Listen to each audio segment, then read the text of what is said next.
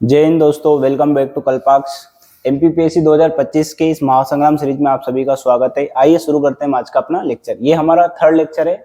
इसके अंदर हम पढ़ेंगे मध्य प्रदेश की प्रमुख नदियां, और ये एमपीपीएससी का फेवरेट क्वेश्चन, यहाँ से फेवरेट टॉपिक है एमपीपीएससी का। हर साल एक प्रश्न जरूर पूछता है। आप प्रीवियस ईयर क्वेश्चन पेपर उठा के देखिए, एक प्रश्न जरूर आता है। फैक्चुअल भी आता है, कभी कभी कॉन्सेप्चुअली भी आता है। यहाँ हम दोनों चीज समझेंगे उसको। देखो, मध्य प्रदेश के अफवाह तंत्र को कितने भागों में बांटा है? 6 भागों में। किसी किसी बुक में 5 भागों में बांटा है, किंतु आपको क्या याद करना है, कितने भागों में बांटा है? 6 भागों में बांटा है। तो देखो, सबसे पहले तो देखो, बहुत सारे बच्चों को डाउट होता है कि अफवाह तंत्र क्या है। तो देखो, एक तो होता है अफवाह, जिसको हम बोलते हैं ड्रेनेज। क्या बोलते हैं? ड्रेनेज। जो नदी का जो मार्ग होता है ना, जिस मार्ग से नदी होके बहती है, उस मार्ग को हम क्या बोलते हैं? अपवाह। मतलब अपने पानी को क्या कर रही है? वाहित करके वो ले जा रही, इसको बोलते हैं अपवाह। ठीक है, समझ में आ गई बात आपको? फिर एक होता है ड्रेनेज, बेसिन होता है। क्या होता है? बेसिन, जिसको हम बोलते हैं हिंदी में द्रोणी। तो कभी कभी लिखाएगा अपवाह द्रोणी। तो देखो, अपवाह द्रोणी का मतलब ये होता है, देखो कोई भी नदी अकेली तो कभी नहीं बहेगी, उसके साथ उसकी सहायक नदियां बहुत सारी होगी। तो ये बहुत सारी सहायक नदियां होती, इन सभी के क्षेत्र को मिला के क्या बोलते हैं? इसको बेसिन। इसको बोलते हैं बेसिन, मतलब उसका क्षेत्र। ये हो गया अपवाह क्षेत्र। रहेगी बात आपको याद? ये कंफ्यूज नहीं होना है इस बात में। तो ये हम पढ़ रहे हैं अपवाह तंत्र। एक नदी पूरा अपना सिस्टम बनाएगी, उसका कुछ अपवाह क्षेत्र होगा। तो कौन सी नदी किसका तंत्र है, किसका हिस्सा है, ये जानना बहुत जरूरी है। एक बार एमपीपीएससी ने प्रश्न पूछा था, मैं बताऊंगा अभी आगे आपको कि क्या उसका सही उत्तर है। रहेगी बात आपको याद? अपवाह क्षेत्र क्या होता है? आ जाइए मैडम। तो मध्य प्रदेश को कितने कितने अपवाह क्षेत्रों में बांटा गया है? 6। सबसे पहले आता है गंगा अपवाह तंत्र। क्या आता है? गंगा अपवाह तंत्र। देखो, कहीं कहीं भी आप पढ़ोगे तो कहीं कहीं भी लिखा है गंगा यमुना अपवाह तंत्र, किंतु सही क्या है? गंगा अपवाह तंत्र। इस गंगा अपवाह तंत्र का उप तंत्र है यमुना अपवाह तंत्र। रहेगी बात आपको याद? और उस यमुना अपवाह तंत्र में मध्य प्रदेश की अधिकांश नदियां जाके मिल रही है। आ जाइए। रहेगी बात आपको याद? तो मध्य प्रदेश का सबसे बड़ा अपवाह तंत्र क्या है?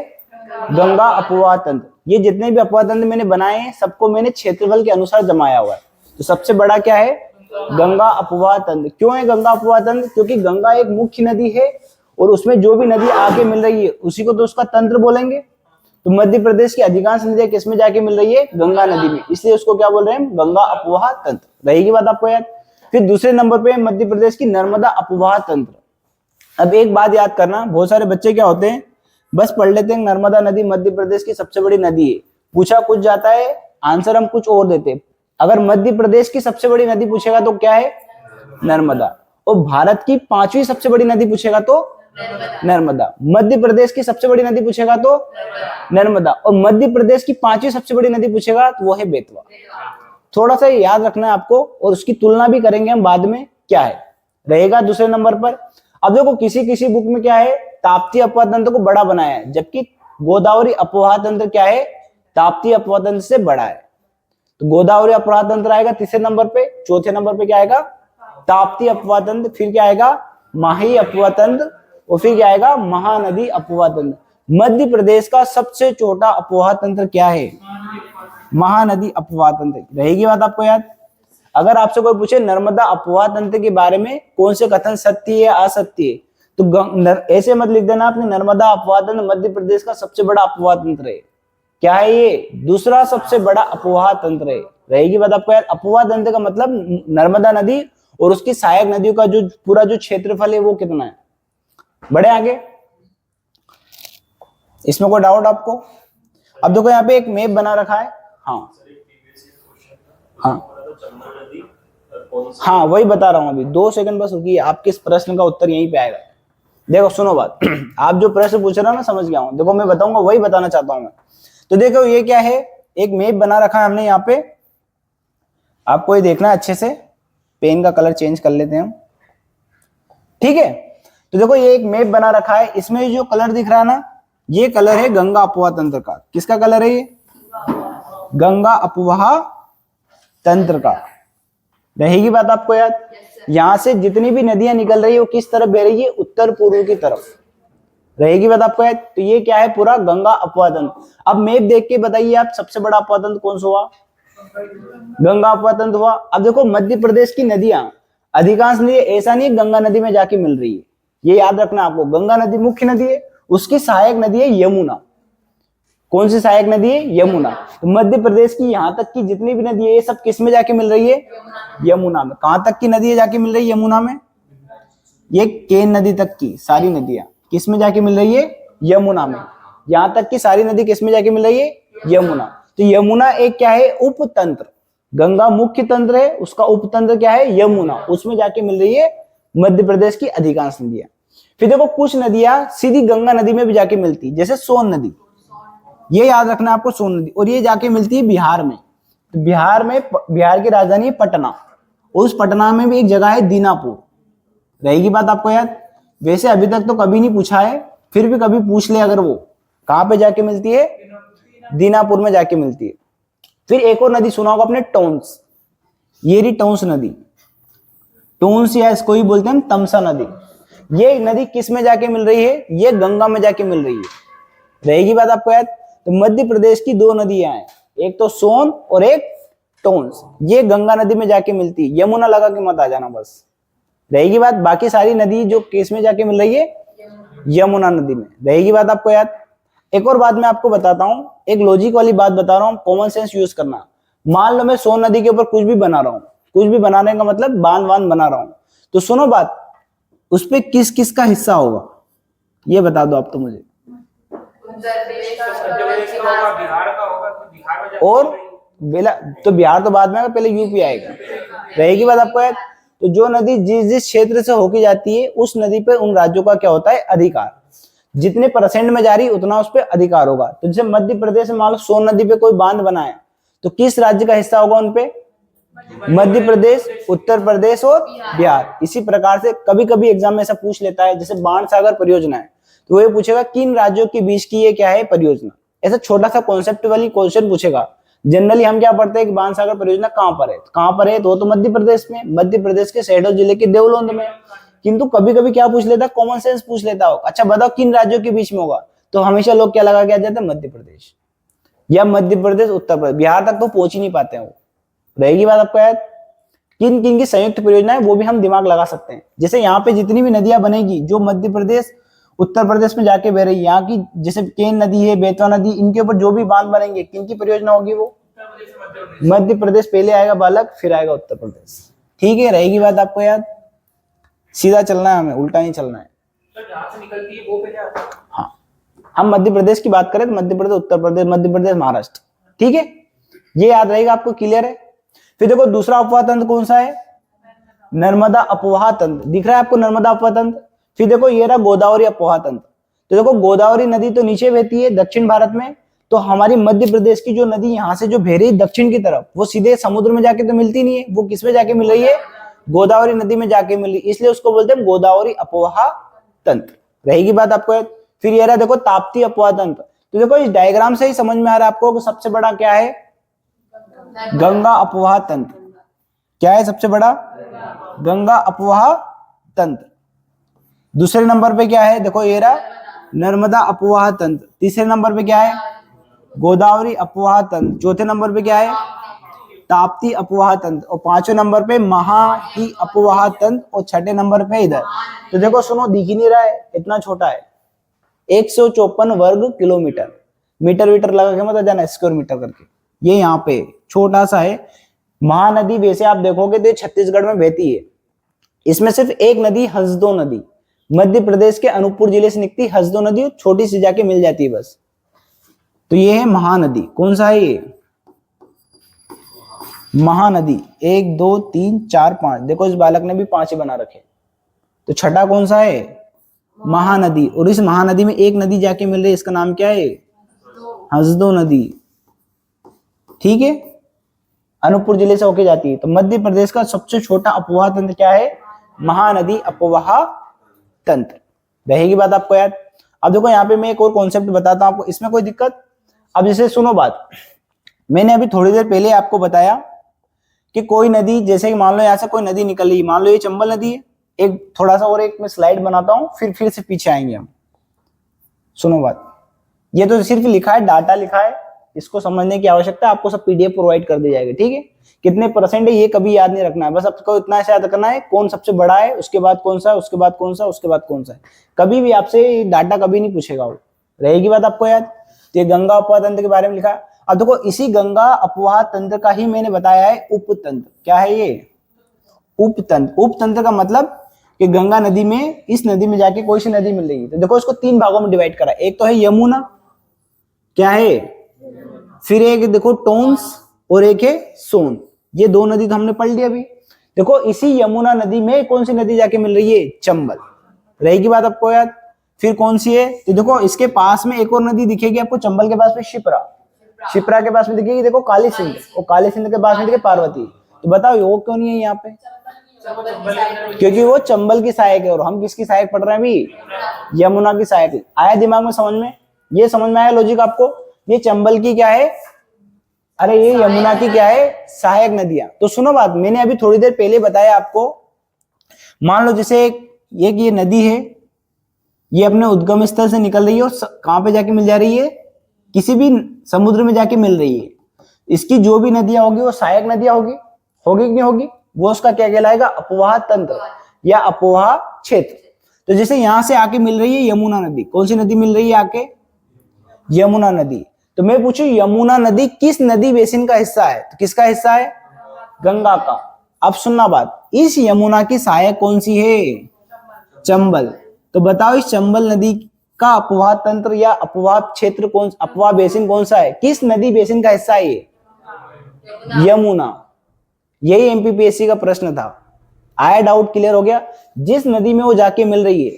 अब सुनो बात, एक बात सुनो, जैसे मान लो आपके दादाजी है, ये है दादाजी, सिर्फ एक सांकेतिक बना रहा हूं, दादाजी का एक पुत्र है और ये हम है। तो आपसे अगर कोई पूछे हमारे पिताजी कौन है, तो कौन है? ये है कि ये है? अरे बालक का ये है ना, पिताजी पूछ रहे ना, हमारे पिताजी बता रहे ना कि हमारे पिताजी तो यही है।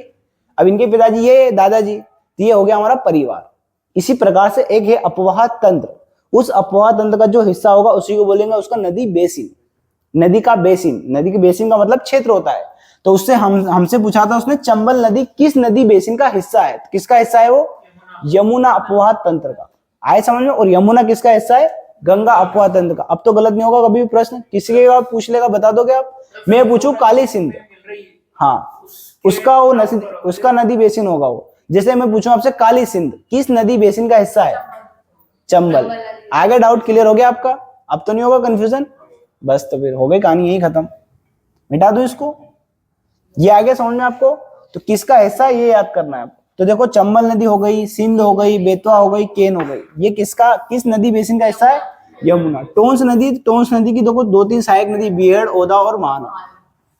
बाद में इनको समझेंगे, में आगे पढ़ेंगे। फिर देखो सोन नदी, सोन नदी की जो सहायक है 2-3 नदी, वो याद करना है, रहेगी बात आपको याद। तो देखो इनमें एक तो इंपॉर्टेंट टोंस नदी है क्योंकि ये मध्य प्रदेश से निकल रही है, और एक क्या है? सोन नदी। ये दोनों मध्य प्रदेश से निकल के किस में मिल रही है? गंगा में। बाकी सब किस में मिल रही है? यमुना। रहेगा, कोई दिक्कत तो नहीं आपको इसमें? बढ़े आगे? अरे बढ़े, बोला तो करो हाँ ना। फिर ये नर्मदा अपवाह तंत्र। तो सुनो बात, एक और आपको दिमाग में एक चीज और डालता हूं मैं आपको। ये तो है अपनी नर्मदा अपवाह तंत्र। नर्मदा अपवाह तंत्र की कितनी सहायक नदी है? 41। कितनी सहायक नदी है? सुन लो बात, जैसे ये नर्मदा नदी यहाँ से निकल रही है, अभी थोड़ी देर बाद पढ़ेंगे पूरे नर्मदा नदी को। ये नर्मदा नदी यहाँ से निकल रही, देखो ये यहाँ से निकल रही है और नर्मदा नदी ऐसे बह रही पश्चिम की तरफ। वैसे नर्मदा नदी अपने आप में 2-3 दिन का लेक्चर है, किंतु 5-6 मिनट में उसको कैसे पढ़ेंगे देखेंगे भी हम। रहेगी बात आपको? अब देखो इसकी कितनी सहायक नदियां हैं? 41 सहायक नदियां है। ये पूरा एक क्या बना रही है? तंत्र, इसलिए इसको बोला नर्मदा अपवाह तंत्र। तो देखो इसकी कुछ होगी प्रमुख सहायक नदियां, वही पूछेगा हमसे। तो इसकी सबसे सहायक नदी है तवा, बस इतना याद करना है। अब सुनो बात, बाकी तो 41 से क्या सारे के नाम याद करेंगे? नहीं, जितने भी जानवरों के नाम है ना, सब किसकी सहायक नदी है? नर्मदा की। बालक किसकी सहायक है? नर्मदा। जैसे उदाहरण के तौर पे शेर, हिरणी, ऊंटी, हिरणी। रहेगी बात आपको याद? शक्कर, दूध, तवा, सब खाने पीने की बात और जानवरों की बात। रहेगी बात आपको याद? तो बस ऐसा मत सोचना कि बाएं कौन है दाएं कौन, इतना कोई नहीं पूछता है। ये तो बाएं दाएं में तो एमपीपीएससी वाला भी ढूंढता रह जाएगा कौन सी बाएं है कौन सी दाएं है रहेगी। तो एक और बात सुनो बात, अगर मान लो आपसे कोई भी नदी की सहायक नदियां पूछेगा और सोच लो आपको नहीं पता है तो क्या आंसर आएगा उसका? नर्मदा। पढ़ी है तो मतलब समझ जाओगे कि किसकी है। अगर ऐसा लग रहा है आपको कि नहीं पढ़ा ही नहीं है इसको तो कौन सी आ जाएगा निकल के? नर्मदा। रहेगी बात आपको याद? ये कुछ बीच का रास्ता है ये बस।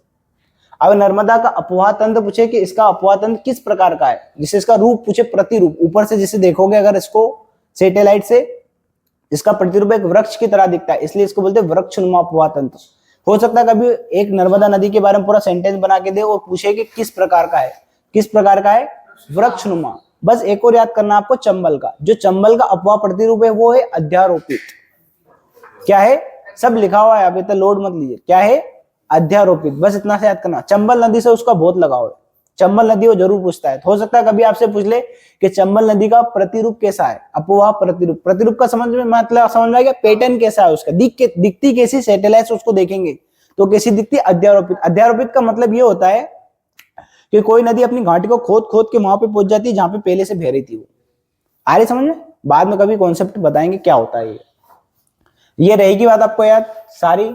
फिर गोदावरी अपवाह तंत्र के ये प्रमुख अपवाह तंत्र जैसे बेनगंगा, बावनथड़ी, कानन, पेंच, वर्धा आदि। ये पोस्ट करना, ठीक है? क्या ली रखी है और वो कहां से निकल रही है, कहां पे जाके मिलती है, ये हमारे लिए मोस्ट इंपोर्टेंट है, क्योंकि एमपीपीएससी में हर बार यही पूछता है कि कौन सी नदी कहां से निकल रही है। तो थोड़ा सा समझने का हम प्रयास करेंगे कौन सी नदी कहां से निकल रही है। मैप के माध्यम से भी देखेंगे, थोड़ा यहाँ फैक्ट के माध्यम से देखेंगे। देखो सबसे पहले सबसे बड़ी नदी कौन सी है हमारी? नर्मदा नदी। तो नर्मदा नदी कहां से निकल रही है? देखो अमरकंटक, अनूपपुर। तो देखो मैप में अगर हम देखेंगे इसको, इधर पड़ोस में कहीं मैप लगा रखा है हमने, ये रहा। तो ये देखो यहाँ पे कौन सी पर्वत श्रृंखला है? मैकाल पर्वत श्रृंखला। यहाँ से जो भी नदी निकलेगी वो कहां से निकलेगी? मैकाल पर्वत श्रेणी। और उस मैकाल पर्वत श्रेणी में भी पूछे आपसे तो देखो यहाँ पे पड़ता है अनूपपुर जिला, और उस अनूपपुर जिले की एक तहसील है पुष्पराजगढ़ की पहाड़ी, तहसील भी होती है वहां पे पहाड़ी, और उसमें एक स्थान है अमरकंटक। आगे समझ बात, अलग अलग बुकों में अलग अलग चीजें दे रखी है तो सारी बता दी मैंने इकट्ठी यहाँ पे। कौन सी है? एक तो मैकाल पर्वत श्रेणी है। मैकाल पर्वत श्रेणी के अंदर कौन है? अनूपपुर जिला। अनूपपुर जिले की तहसील क्या है? पुष्पराजगढ़, और उसके अंदर क्या है? अमरकंटक। तो अमरकंटक से 3 नदियां निकल रही है, वैसे तो 4 निकलती है पर अभी कितनी निकल रही है? 3। ये निकली एक, ये निकली नर्मदा, ठीक है? तो कहां से निकली नर्मदा नदी? अमरकंटक, ठीक है? बहुत फेमस है अमरकंटक, आपको याद रखना। फिर यहीं से एक और नदी निकलती है सोन नदी, तो सोन नदी को भी यहीं निपटा देते। कहां पे जाके मिल रही थी ये? गंगा नदी में, बिहार के पटना जिले के पास में दीनापुर नामक स्थान पर। रहेगी बात आपको याद? यहीं से निकलती थी एक जोहिला नदी, और जोहिला नदी ज्यादा नहीं निकली और इसी में जाके क्या हो गई? मिल गई। रहेगी बात आपको याद? फिर देखो महानदी भी तो निकल रही है, तो महानदी देखो इधर निकल रही है। किधर निकल रही है? छत्तीसगढ़ में। ये रहेगी बात आपको याद? तो नर्मदा नदी कहां से निकली याद रहेगी। अब सुनना बात, इसके ऊपर कौन है? कौन है इसके ऊपर?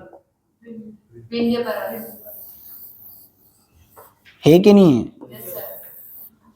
अरे है कि नहीं है? ये यहाँ पे। अब देखो मैं यही बताना चाहता हूं आपको कॉन्सेप्ट के तौर पे, थोड़ा सा समझना अच्छे से बात। नीचे कौन से? सतपुड़ा को कोई और कलर ले लेते हैं। अब ये मत बोलना सर ये मेरा फेवरेट नहीं है, नहीं है तो क्या करूं मैं? ठीक है, फेवरेट हो या ना हो बना लेना है, ठीक है? ये रही मैकाल। अब सुनना बात अच्छे से, ये तो समझ में आ गया आपको, ये नर्मदा है और जितनी भी इसकी सहायक नदी है वो सब जाके मिल रही है। अब सुनो बात, इसके बाद जो भी नदी आएगी, जैसे मान लिया आई चंबल नदी, क्या आई? चंबल नदी। तो चंबल नदी कहीं ना कहीं से तो निकलेगी। तो अगर कुछ भी नहीं पता है तो क्या कहां से निकली है? विंध्याचल से निकली है। रहेगी बात आपको। इसके पास में कौन है? शिप्रा। ये शिप्रा जाके यहाँ पे मिल गई। इसके पास में कौन है? काली सिंध, ये जाके मिल गई। इसके पास में कौन है? इसके साथ पास में पार्वती, ये पार्वती जाके यहाँ पे मिल गई। तो अगर मैं पूछूं इन नदियों का उद्गम स्थल कहां से हुआ, तो कहां से हुआ? विंध्याचल। उस विंध्याचल के अंतर्गत कहां से हुआ है वो बात का कहानी है। रहेगी बात आपको याद। तो इससे ये समझ में आया हमें कि जो उत्तर की तरफ जितनी भी नदियां बह रही है वो कहाँ से निकल रही है, विंध्याचल से निकल रही है। रहेगी बात आपको याद। फिर देखो यहीं पे सुना होगा आपने बेतवा, क्या सुना है, क्योंकि इस बेतवा का एक नाम है विंध्यावटी। और यही एमपीपीएससी में प्रश्न पूछा था कि बताओ बेतवा नदी कहाँ से निकल रही है, किस पर्वत श्रृंखला से निकल रही है। ऑप्शन में था सतपुड़ा, विंध्याचल, मैकाल और इनमें से कोई नहीं। क्या आंसर है, तो किसी बच्चे ने लगा दिया सतपुड़ा। बताओ सतपुड़ा से निकल पाएगी कभी वो, अगर मान लो निकलती भी तो सोचो बीच में नर्मदा है, तैर के जाएगी क्या वो। ठीक है, रहेगी बात आपका। तो कॉमन सेंस लगा लेना, कॉमन सेंस भी लगाते ना, देखो सतपुड़ा निकल जाता, मैकाल निकल जाता, तो बचता जो है वही बचता विंध्याचल। कॉमन सेंस लगा लोगे। अब सुनो बात, यहां से कोई नदी निकल रही यहां से, तो कहां से निकली वो, विंध्याचल से तो निकली। और विंध्याचल का ही दूसरा नाम क्या है, कैमूर। तो यहां से निकलती है केन नदी, केन, कैमूर, कटनी। का कितने का, 3 का। रहेगी बात, केन, कैमूर, कटनी। अभी बताएंगे, थोड़ी देर बाद बताएंगे। विंध्यावटी नाम है उसका, उसका नाम है विंध्यावटी, उसका नाम है। अभी सुनाएंगे हम। यह है समझ में बात आपको, यह आ गया समझ में। अब सुनना बात, एमपीपीएससी अब क्या पूछेगा आपसे, अगर थोड़ा कॉन्सेप्ट के रूप में पूछेगा, बताओ चंबल नदी और नर्मदा नदी के बीच में जल विभाजक, सबसे बड़ी बात है यही। क्या पूछा उसने, चंबल और नर्मदा, दिख रही नर्मदा के बीच जल विभाजक का कार्य कौन कर रहा है। तो सुनो बात, मालवा का पठार। कौन कर रहा है, सुनना अच्छे से बात, कौन कर रहा है। अभी आगे मैंने सब बना रखा है, अभी समझ लो बस, आपको समझ जाओगे कौन कर रहा है। क्योंकि यही मालवा का पठार है जो ऊंचा है, और नीचे कौन है, नर्मदा। तो चंबल और नर्मदा के बीच में कौन जल विभाजक का कार्य कर रहा है, मालवा का पठार। सुनना बात अच्छे से, अगर मैं आपसे पूछूं गंगा नदी और नर्मदा नदी के बीच जल विभाजक का कार्य कौन कर रहा है, हाँ, तो विंध्याचल आएगा। आई समझ में बात आप कहानी।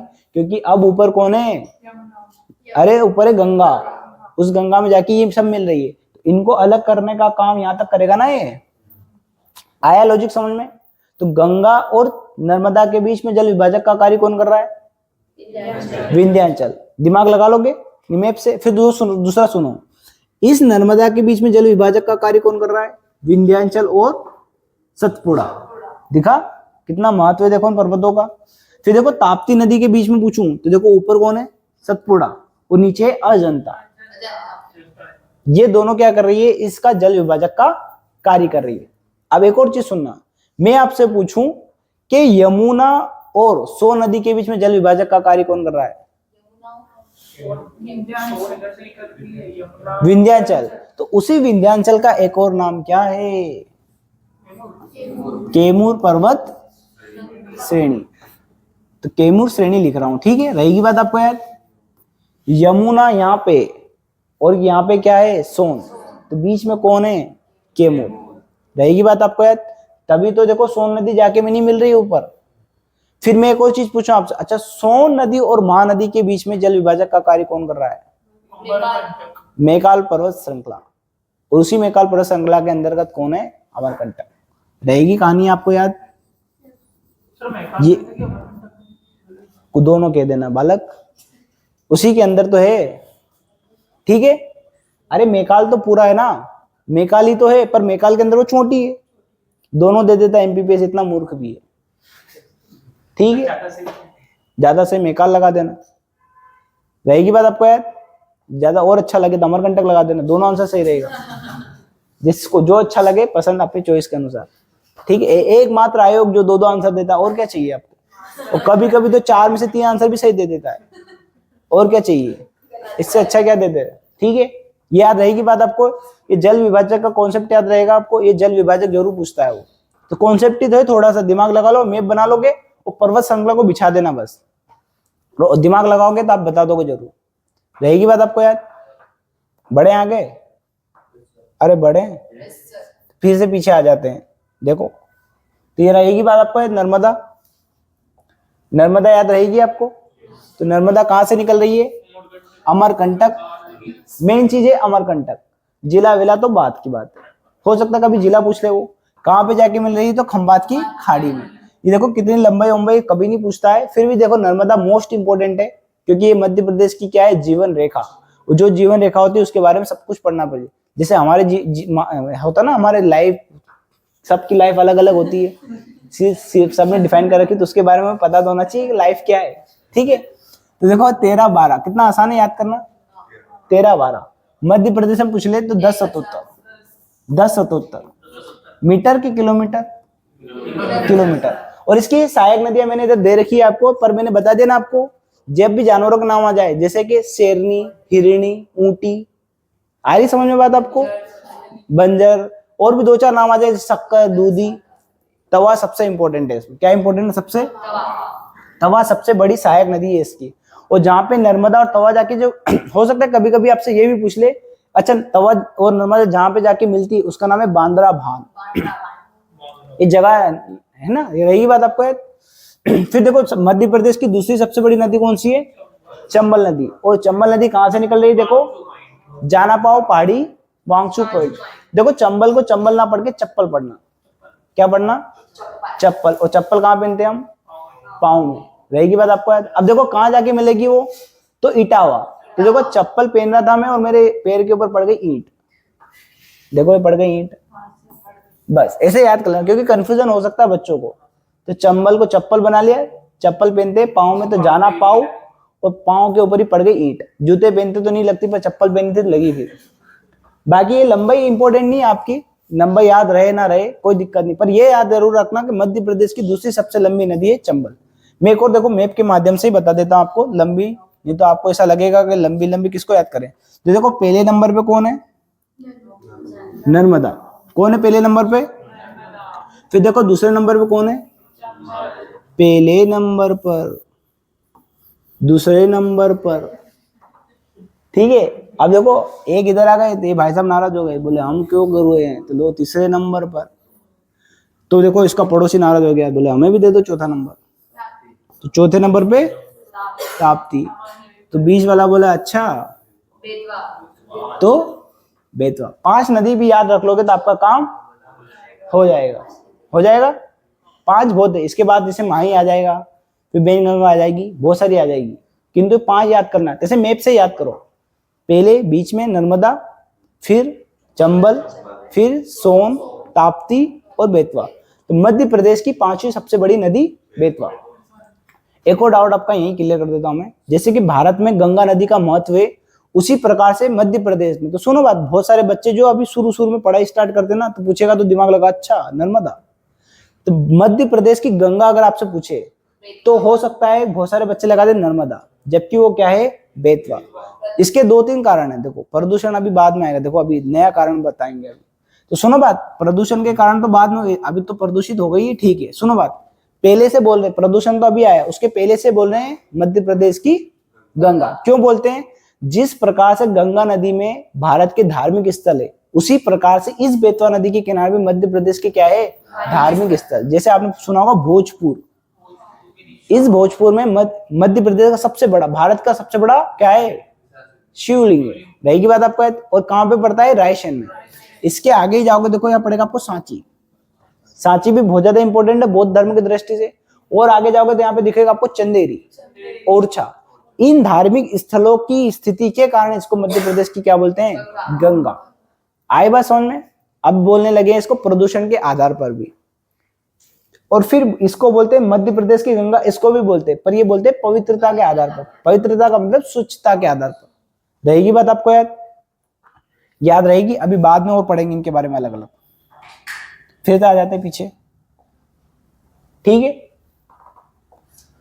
फिर दूसरे तीसरे नंबर पे कौन है? सोन नदी। कहां से निकल रही है? मेकाल हिल से, ठीक है। और सुनो ये गलत है, थोड़ी अकल हमें भी लगा लेना है। ये कहां पे जाके मिल रही है? गंगा में। कहां पे जाके मिल रही है? गंगा में। गंगा में भी कहां पे? बिहार के पटना के दीनापुर में, दीनापुर में। और इसकी ये सहायक नदियां दे रखी है। क्रम याद रहेगा आपको, पहला, दूसरा, तीसरा। फिर आएगी ताप्ती। ताप्ती नदी कहां से निकल रही है? मुल्ताई। अगर मान लो मुल्ताई क्वेश्चन में नहीं दिया, सुनो बात ऑप्शन, मुल्ताई मतलब ताप्ती नदी कहां से निकलती है? तो पहला ऑप्शन विंध्याचल, दूसरा ऑप्शन मेकाल, तीसरा ऑप्शन सतपुड़ा और चौथा ऑप्शन है महादेव।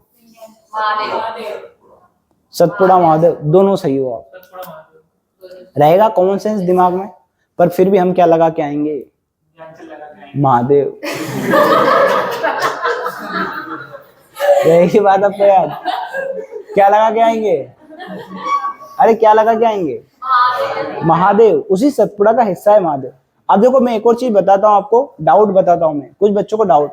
सुनो, कभी कभी क्या करते हैं, सतपुड़ा वैसे तो मेकाल पर्वत श्रेणी सतपुड़ा का हिस्सा है, किंतु कभी कभी आप देखोगे ना ऑप्शन में तो सतपुड़ा को और मेकाल को अलग मानता है वो। क्या मानता है वो, अलग अलग मानता है। ऑप्शन में देखोगे ना कभी कभी क्वेश्चन में आप, तो सतपुड़ा अलग देता है, मेकाल भी अलग देता है, जबकि है तो एक ही हिस्सा हो पर अलग अलग देता है। तब हमें अपने विवेक का इस्तेमाल करना है। क्या करना है, जो बुद्धि हमें दी है ऊपर वाले ने, उसका भी थोड़ा बहुत कभी उपयोग कर लेना है, कभी कभी उपयोग कर लेना। ठीक है, रहेगी बात। फिर ये देखो बेतवा, क्या है ये, और कहां से निकल रही है, रायसेन के कुमरा गांव से। कहीं कभी कुमारा गांव लिखा है, ठीक है, कोई दिक्कत नहीं। कहां पे जाके मिल रही है, हमीरपुर। इसकी सबसे इंपॉर्टेंट नदी है बीना। तो ये जरूर पूछ सकता है आपसे कि बीना किसकी सहायक नदी है।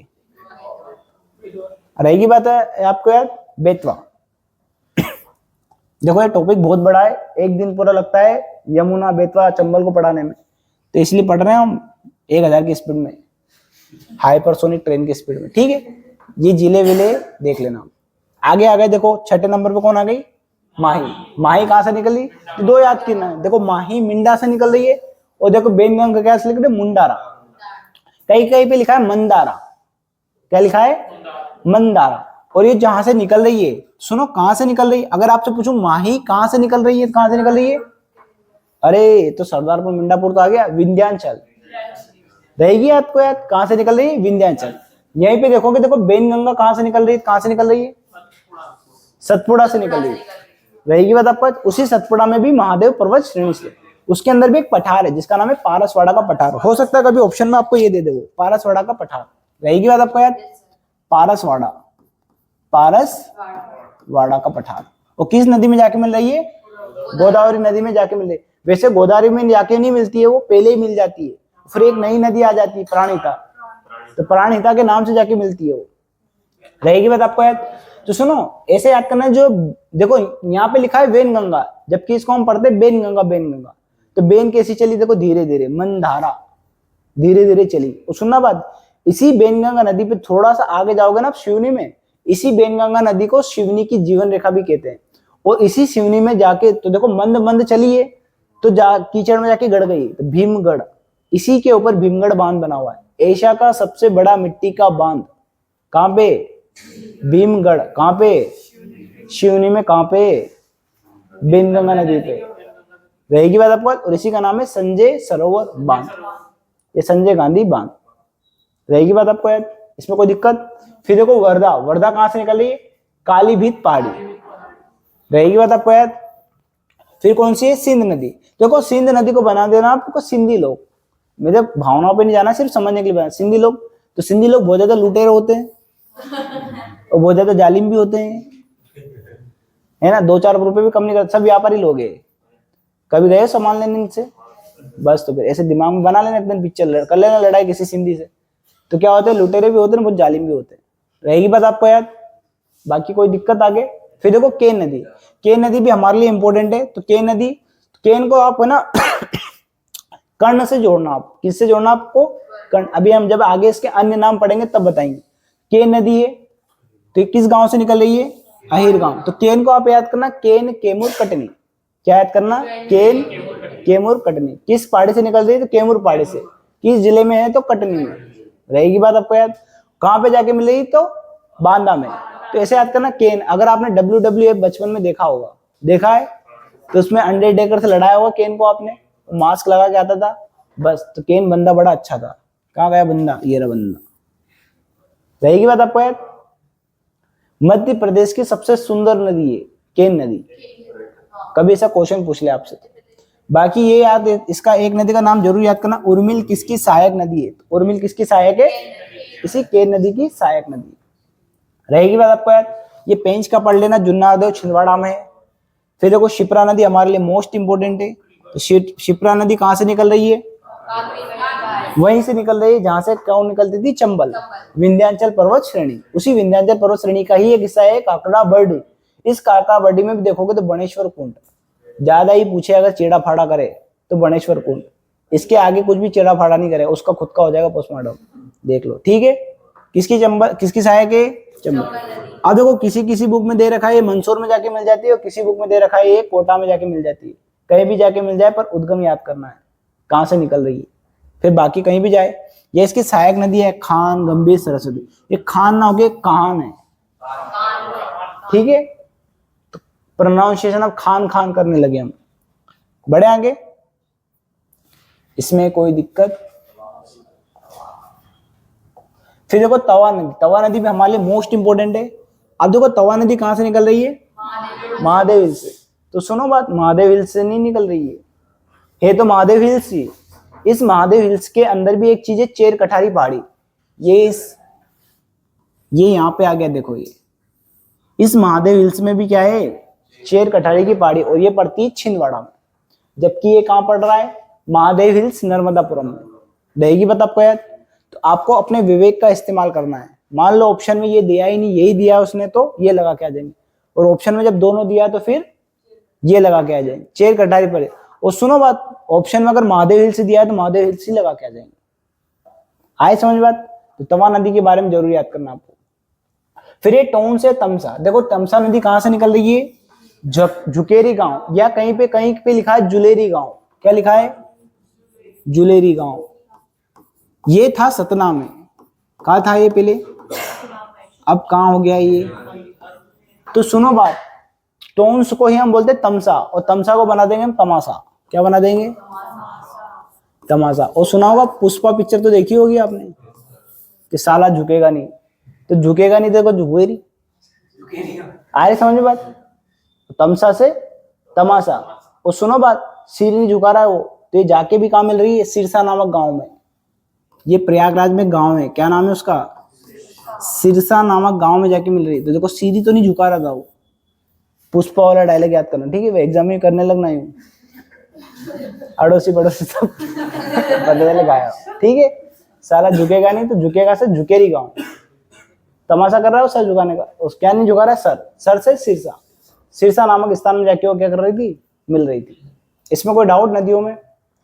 देखो अब नदियों में ना ऐसा नहीं करना आपको एकदम पढ़ने लगे तो डूबी गए अंदर मेंस की तरह। थोड़ा सा ऊपर ऊपर याद करना है, कहाँ से निकल रही है, कहाँ पे जाके मिल रही है। और थोड़े भी तो कोई फैक्ट, अगर इंपॉर्टेंट फैक्ट हो तो वो याद कर लेना। थोड़े इंपॉर्टेंट कोई फैक्ट हो तो वो याद कर लेना। अब सुनो बात, एक और चीज मैं आपको बता देता हूं, जो हो सकता है कभी आपसे पूछ ले, वो कभी आपसे पूछ ले, मैप में बता देता हूं मैं आपको। सुनो बात, आपको है ना चंबल नदी का याद रखना है। आपको चंबल नदी के बारे में याद करना है आपको। ये जो चंबल नदी है, तो देखो चंबल नदी मध्य प्रदेश और राजस्थान के साथ प्राकृतिक सीमा बनाती है। रहेगी बात आपको याद, ये कोई डाउट आपको। दूसरा एक और चीज याद करना है, ये जो चंबल नदी है ये लश्कर के मैदान की सीमा बनाती है। क्या बनाती है, ये रहा लश्कर का मैदान। रहेगी बात आपको याद, कहाँ पे पड़ता है, ये उत्तर प्रदेश में पड़ता है। तो अगर ऑप्शन में से आ जाए लश्कर के मैदान की सीमा कौन बनाती है, तो चंबल नदी। एक और सुनना, एक है 56 का मैदान। कितने का मैदान है, 56 इंच का सीना, 56 का मैदान। किसका मैदान है, इंदौर में भी तो है 56, देखा है कि नहीं देखा है, ठीक है। तो ये रहा 56 का मैदान। तो देखो 56 का मैदान बनाती है माही नदी। रहेगा बात ये आपको याद, बोलोगे तो नहीं, अरे बोलोगे तो नहीं। 56 का मैदान कौन बना रही है, माही नदी। किस, कहाँ पे है ये, राजस्थान में। 56 के मैदान की सीमा कौन बना रही है, माही। और लश्कर के मैदान की सीमा कौन बना रही है, चंबल नदी। अगर मैं आपसे पूछूं मध्य प्रदेश की उत्तरी सीमा कौन बना रही है, तो चंबल नदी। मध्य प्रदेश की पूर्वी सीमा, तो सुनो बात, मैकाल पर्वत श्रेणी। रहेगी बात आपको याद। मध्य प्रदेश की पूर्वी सीमा का निर्धारण कौन कर रही है, मैकाल पर्वत श्रेणी। और मध्य प्रदेश की पश्चिमी सीमा का निर्धारण कौन कर रही है, ताप्ती बालक कौन कर रही है। रहेगी बात आपको याद। तो देखो, हाँ दक्षिणी। तो देखो सुनना बात, मध्य प्रदेश और महाराष्ट्र के साथ अगर आपसे कोई पूछ ले कौन प्राकृतिक सीमा का निर्धारण कर रहा है तो कौन कर रहा है? ताप्ती रहेगी। मध्य प्रदेश की दक्षिणी सीमा का निर्धारण कौन कर रहा है? तो ताप्ती। पूर्वी सीमा का निर्धारण कौन कर रहा है? मैकाल। मध्य प्रदेश छत्तीसगढ़ के बीच में कौन कर रहा है? तो मैकाल। मध्य प्रदेश उत्तर प्रदेश के बीच में कौन कर रहा है? तो चंबल। इधर वैसे यहाँ पे भी करती है, राजस्थान के साथ भी करती है चंबल नदी। रहेगी बात आपको याद? ऐसे ऐसे कभी प्रश्न पूछ लेता है वो। बड़े पश्चिम में माही ले लेना, ठीक है। बड़े आगे वैसे पश्चिम में देखोगे ना तो इधर ही आपको अलग ही पहाड़ी मिलेगी, झाबुआ की पहाड़ी, बड़वानी, अखरानी हिल्स, ये मिलेगी आपको। बड़े आगे इसमें कोई डाउट तो नहीं आपको? ठीक है। अब देखो ये मोस्ट इंपोर्टेंट फैक्ट है आपके लिए, मोस्ट इंपोर्टेंट। देखो बेतवा को हम क्या बोल रहे हैं? मध्य प्रदेश की गंगा। और मैंने आपको बताया क्यों कह रहे हैं हम। जिस प्रकार से भारत के अंदर गंगा नदी के किनारे जो धार्मिक स्थल है, उसी प्रकार से मध्य प्रदेश में बेतवा नदी के किनारे क्या है? धार्मिक स्थल। जैसे मैंने आपको बताया था भोजपुर, सांची, ओरछा, है ना, चंदेरी। इसके कारण मध्य प्रदेश की गंगा किसको बोलते हैं हम? बेतवा। ऐसा कभी कथन में आ जाए, मान लो, देखो अभी तक तो ऐसे प्रश्न कभी नहीं पूछे उसने, ऐसा बोल दे जैसे मध्य प्रदेश की गंगा नदी किसको कहते हैं? बेतवा को। और कारण लिख दे नीचे, कारण कि प्रदूषण के आधार पर, के पवित्रता के आधार पर, के धार्मिक स्थल के आधार पर। तो धार्मिक स्थल ज्यादा करेक्ट आंसर है। रहेगी बात आपको याद? तो मध्य प्रदेश की गंगा किसको बोलते हैं? कुछ भी ना बोले, जैसे अगर बोल दे प्रदूषण के आधार पर, धार्मिकता के आधार पर, पवित्रता के आधार पर, तो बात अलग हो गई। कुछ भी ना बोले तो क्या आएगा आंसर? अरे बालिका बेतवा। कुछ भी ना बोले तो। और अगर ऐसा बोल दे पवित्रता के आधार पर मध्य प्रदेश की गंगा तो नर्मदा। रहेगी बात आपको याद? क्लियर है ये डाउट? फिर देखो ये बेतवा नदी बुंदेलखंड से होके बहती, इसलिए इसको बुंदेलखंड की गंगा भी बोलते हैं, बुंदेलखंड की जीवन रेखा भी कहते हैं। तो देखो इसको एक मैप के माध्यम से हम समझते हैं, पहले देख लो आप अच्छे से। फिर नर्मदा को क्या बोलते हैं? मध्य प्रदेश की गंगा। इसको बोलते हैं मध्य प्रदेश की जीवन रेखा। रहेगी बात? और इसको बोलते हैं गिवर ऑफ प्लेजर। ये भी हो सकता है क्योंकि इस प्रकार के कोटेशन बड़े अच्छे लगते हैं सुनने में। अरे बहुत अच्छे लगते हैं। गिवर ऑफ प्लेजर का मतलब होता है खुशी देने वाली नदी, या खुशियों की नदी, या खुशी दाता नदी। तो ऐसे पूछा गिवर ऑफ प्लेजर किस नदी को कहते हैं? किस नदी को कहते हैं? नर्मदा नदी को कहते हैं। तो देखो मालवा की गंगा किसको बोल रहे हैं? कुछ बच्चे हो सकता है चंबल लगा के आ जाए, हो सकता है कुछ बच्चे चंबल को लगा के आ जाए, पर क्या है मालवा की गंगा? क्यों है मालवा की गंगा? तो किससे दिमाग लगाओगे? धार्मिक स्थल के आधार पर बालक, धार्मिक स्थल के आधार पर। हारे समझ में बात? गंगा, जब भी गंगा लगाना है तो धार्मिक स्थल के आधार पर। आए समझ में बात? अब सुनो बात, अगर मैं पूछूं कि मालवा की जीवन रेखा, अब बताओ बताओ, तो फिर आएगी चंबल, क्योंकि जीवन प्रदान कर रही है वो। तो जो बड़ी नदी होगी वही तो उसकी जीवन रेखा होगी। आए समझ में बात?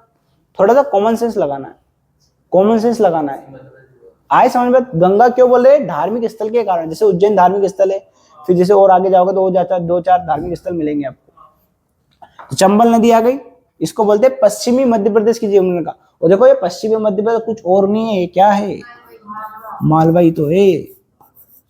दाल बाटी याद आ गई किसी की? दाल बाटी चूरमा। फिर देखो माही को बोलते हैं आदिवासी गंगा। क्यों बोल रहे हैं आदिवासी गंगा? क्योंकि इधर क्या है? जनजाति क्षेत्र, भील प्रदेश है। तो भील प्रदेश में तो होके बह रही है, अभी भील प्रदेश की मांग भी तो चल रही थी, तो इसलिए इसको क्या बोला? आदिवासी गंगा। फिर देखो बेन गंगा को क्या बोलते हैं हम? शिवनी की जीवन रेखा। तो देखो एक मैप के माध्यम से हम इसको समझते हैं। किसके माध्यम से समझते हैं? एक मैप ले लेते हैं। ये रहा मैप हमारा। अब सुनो बात, देखो ये रही बेतवा, तो ये क्या है? मध्य प्रदेश की गंगा। बाकी बुंदेलखंड से निकल रहे तो बुंदेलखंड की गंगा, बुंदेलखंड की जीवन रेखा, क्योंकि बुंदेलखंड के लिए इसका बहुत ज्यादा इंपॉर्टेंट है। फिर हमने पढ़ा था भारत की मध्य प्रदेश की जीवन रेखा कौन है? क्यों है नर्मदा? क्योंकि मध्य प्रदेश सबसे ज्यादा आर्थिक कार्य में सहयोग करती है, तो इसलिए जीवन रेखा हुई कि नहीं हुई हमारी? क्योंकि इसके ऊपर सबसे ज्यादा निर्भरता है। तो ये मध्य प्रदेश की जीवन रेखा। अब सुनो बात, ये मध्य प्रदेश भारत के बीचों बीच में, इसलिए इसको हृदय रेखा भी बोलते हैं। देखो दिल के बीच में रेखा है, तो भारत की हृदय रेखा क्या है? भारत की हृदय रेखा। रहेगी बात आपको याद? हृदय, अरे ये रहेगी बात है आपको याद, ये भारत की हो गई। फिर देखो यहाँ पे बह रही है शिप्रा, ये बह रही शिप्रा, तो मालवा की क्या है ये गंगा, और ये चंबल, तो ये क्या हो गई पश्चिमी मध्य प्रदेश की जीवन रेखा, और ये इधर निकल रही माही, तो ये क्या है आदिवासी गंगा, और यहाँ पे बेन गंगा, तो ये शिवनी की क्या है जीवन। इसी प्रकार से छोटे छोटे जिलों की बहुत सारे, जैसे यहाँ रीवा जिले में एक नदी बहती महाना नदी, ये बिहेड़ नदी, इनको बोलते हैं रीवा की जीवन रेखा। छोटी छोटी जीवन रेखा नहीं पूछता, बड़ी जीवन रेखा पूछता। ये रहेगी बात आपको, ऐसा एक मैप बना लेना जीवन रेखा वाला, सबका जीवन बना देना, खुद का जीवन तबाह कर लेना बस। ठीक है, बढ़े आगे, कहां पे पहुंच गए। अब सुनो, ये भी मोस्ट इंपोर्टेंट है, मोस्ट इंपोर्टेंट। कभी कभी नदियों के प्राचीन नाम पूछ लेता है कि किस नदी का प्राचीन नाम क्या है, क्योंकि उसको बड़ा अच्छा लगता है प्राचीन नाम पूछना। वर्तमान नाम नहीं पता उसको ठीक से, प्राचीन पूछता है वो, क्योंकि वर्तमान नाम भी बहुत सारे उसके। तो सुनो, पहले नंबर पे किसको लिया हमने, नर्मदा को। ये पहले नंबर पे नहीं है, पीछे चला गया, एक और पीछे, देख रहे हो ध्यान। तो सबसे पहले हमने लिया चंबल। देखो चंबल को हमने च से याद करना, चरमावती। ऐसा पूछा जा चुका भी है, चरमावती किसका प्राचीन नाम है, चंबल। एक तो ये याद करना है, चरमावती धर्मावती सेम नंबर है, ये याद करना जरूर। नित्य भाई किसको बोलते हैं, हमेशा बहने वाली। फिर याद करना रति देव की कृति। अब सुनो बात, मैं आपको 4-5 नाम बता रहा हूं, पहले वो अच्छे से सुनो आप। ये मैप है, यहाँ पे एक मैप पे मैं बना रहा हूं, सुनना बात। ये यहाँ पे है, देखो बेतवा नदी, क्या है, इस बेतवा नदी को हम बोलते हैं शिवपुत्री। क्या बोलते हैं, बेतवा को क्या बोलते हैं, शिवपुत्री। सुनना अच्छे से बात, क्योंकि जोड़ी में जब भी आएगा तो यही पूछेगा आपसे, किसकी पुत्री है। फिर देखो यहाँ पे है क्या, नर्मदा। नर्मदा को भी हम शिवपुत्री बोलते हैं।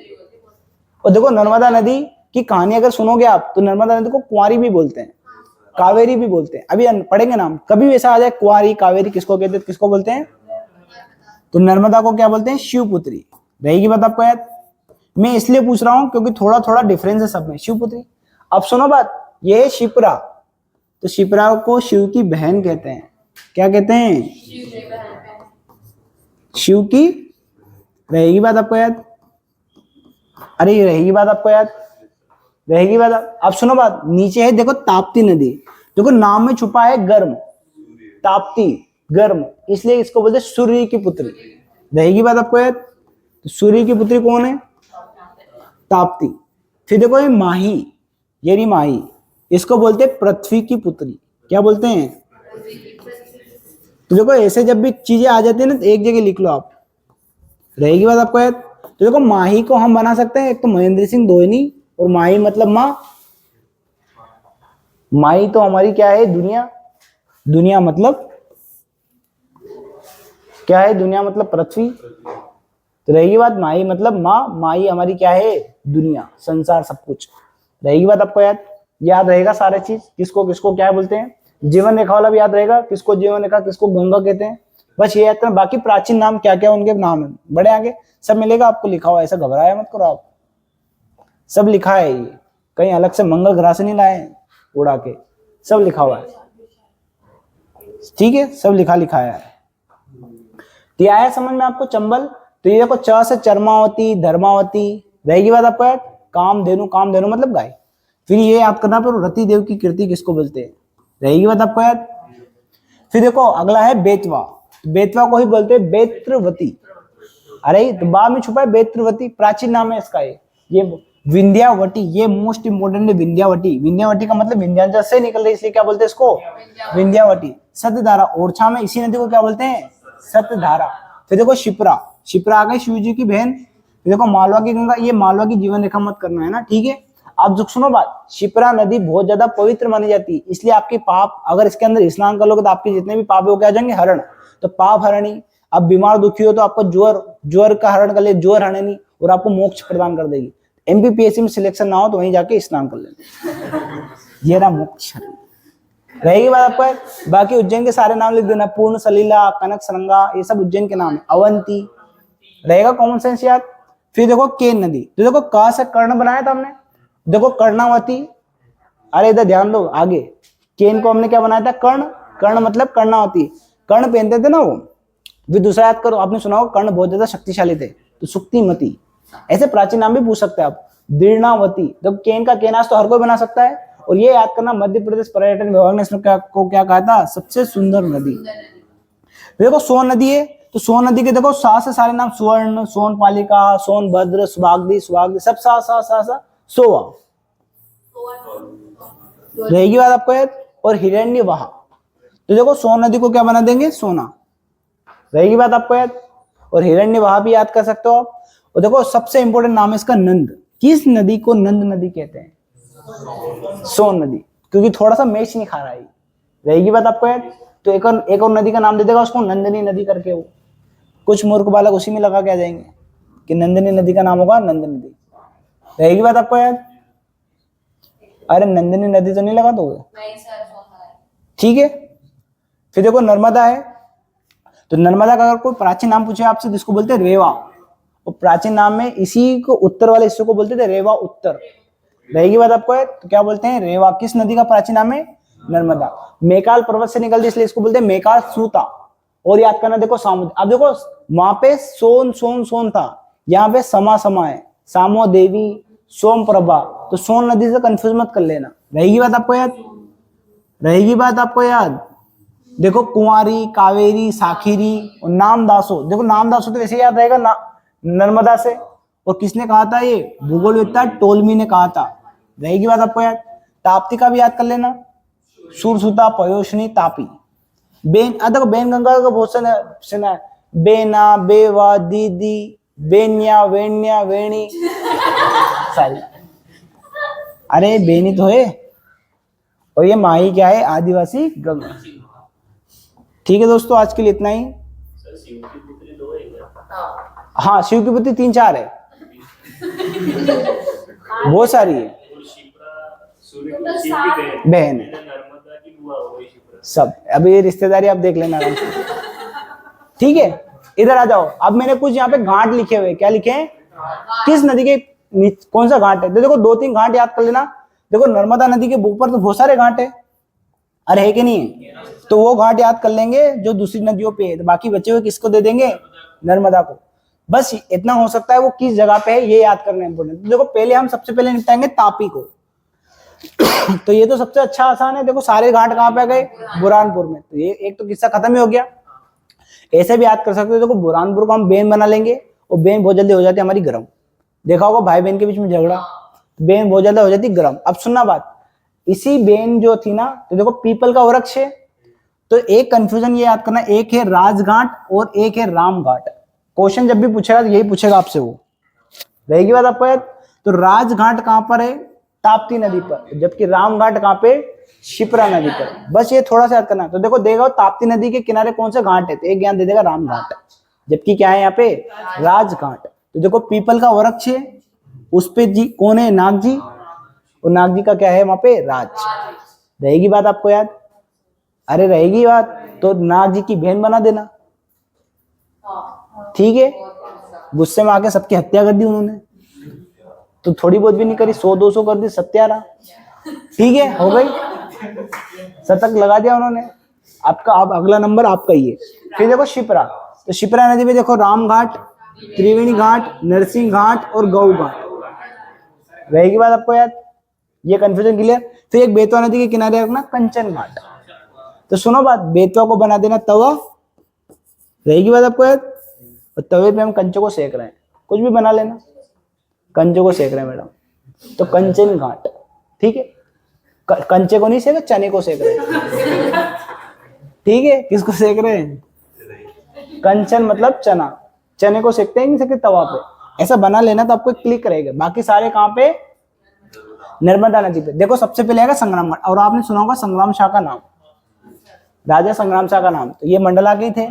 फिर देखो गोरी घाट, गोरी घाट कहाँ पे, जबलपुर। बर्मन घाट, देखो बर्मन घाट कहाँ पे, ये नरसिंहपुर में, गार्डा रोड एक जगह है। फिर सेठानी घाट महाराष्ट्र, ये सबसे बड़ा घाट है, और सबसे लंबा घाट है महेश्वर घाट, ठीक है दोस्तों। ये हो गया आपका। फिर राष्ट्रीय उद्यान में कुछ नदियां हैं, ये देख लेना आप, ठीक है। आज के लिए इतना है, जय हिंद जय भारत। हाँ ये बंद करो रिकॉर्डिंग, जा रहा हूँ मैं क्लास।